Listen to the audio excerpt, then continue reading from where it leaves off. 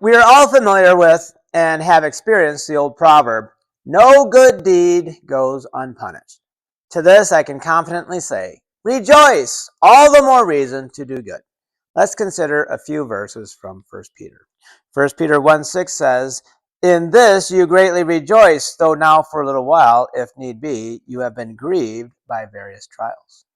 And chapter 2, verse 19 and 20 says this, for this is commendable if, because of conscience toward God one endures grief, suffering wrongfully. For what credit is it if, when you are beaten for your faults, you take it patiently?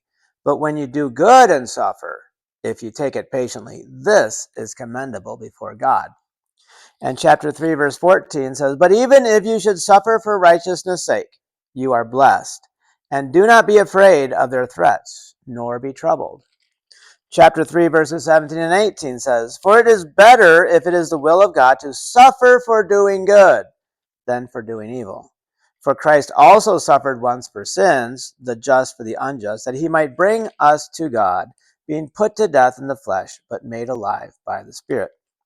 And chapter 4, verse 1 says, therefore, since Christ suffered for us in the flesh, arm yourselves also with the same mind. For he who has suffered in the flesh has ceased from sin.